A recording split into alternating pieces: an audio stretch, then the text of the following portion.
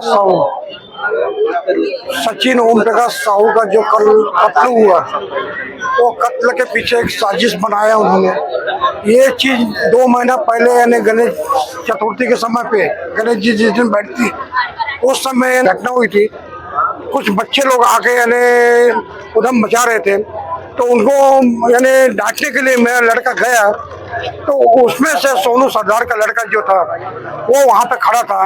बोले जो करना करो, बोले दारू पियो, पत्ते खेलो, मटन खाओ, कुछ भी करो, लेकिन सब चलता बोले। अब बाद में उठने में क्या हुआ कि मेरा लड़का जब मना कर रहा था, उसने अपने पिताजी को फोन किया, अपने माँ को फोन किया, और माँ पिताजी जैसी आए, उन्होंने हमको मेरे लड़के को मारे, घरवाली को मारे।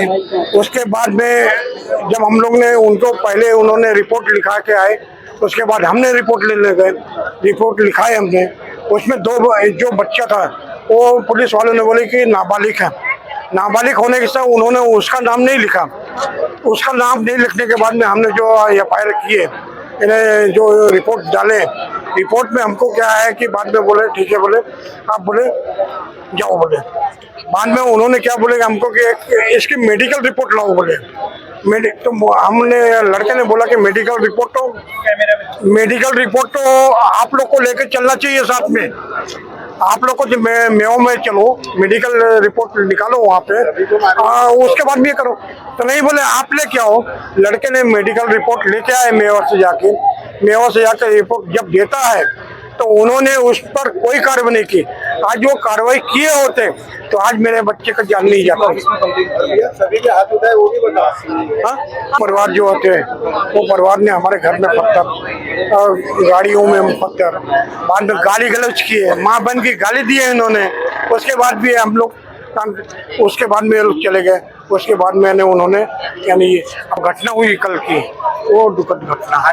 थाने में जब रिपोर्ट देने हम लोग लिखाने आए थे तो पुलिस वाले हमको बोलते हैं कि आप बोले चुपचाप रहो, बोले हम दोनों जब रिपोर्ट अपना गए यहाँ पे तो बोले आप चुपचाप रहो, बोले और आप बोले शांतिपूर्वक बात करो, बोले शांतिपूर्वक क्या बात करो, जब मेरा लड़का खत्म हुआ उसके बाद में मैं शांतिपूर्वक बात कर सकता है, माँ बात कर सकती है, हम तो वैसे यानी कोई दुखद में थे।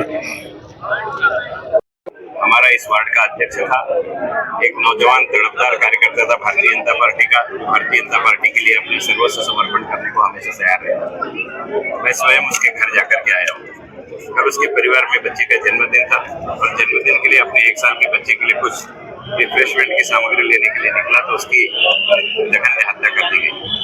हत्यारों को तुरंत गिरफ्तार करना चाहिए, ऐसे परिवार की मांग थी। उस विषय को लेकर के यहाँ रास्ता रोको था और उस रास्ता रोको के लिए ही हम लोग यहाँ पर आए थे। परिवार की बात सुनने के बाद उस पर गुना दाखिल होना चाहिए, उसके अवैध कब्जों को मुक्ति मिलनी चाहिए और अवैध निर्माण को ध्वस्त करना चाहिए, ऐसा परिवार की डिमांड थी। माननीय मुख्यमंत्री जी औरंगाबाद में संभाजी नगर में एक सभा में थे।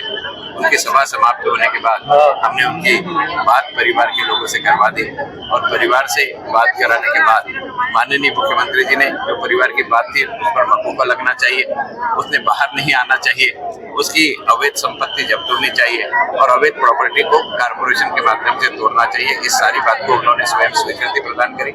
जो 2 पुलिस अधिकारी थे, एक PSI और एक PI, जिनकी कहीं न कहीं गलती के कारण आज इतनी बड़ी दुर्घटना घट गई, उन दोनों पर भी कार्रवाई करने का उन्होंने विश्वास दिलाया है। साथ ही साथ में इन पर मकुका लगा करके इनको मदद करने वाले जो लोग हैं उन पर भी गुना दाखिल करने का उन्होंने निर्देश पुलिस प्रशासन को दिया है।